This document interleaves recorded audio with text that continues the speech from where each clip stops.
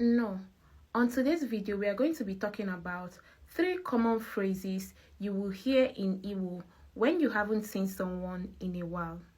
The first one is anyage. Anyage. This directly translates to your eyes. Anyage. The person could reply anya ni ibe ya, more like saying eyes and its partner. Anya ni ibe ya. The second one is ogibonya. Ogibonya, meaning is this you? Ogibonya.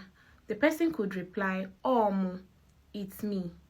The third one is otela. Otela. You could hear some people stress it by saying otela o, simply mean it's been a while or it's been long. Otela.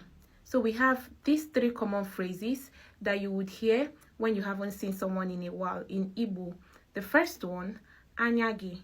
The second one, ogibonya. The third one, otela. Are there other phrases in Igbo that you would hear or you could say to someone that you haven't seen in a while? Put the answer in the comment section.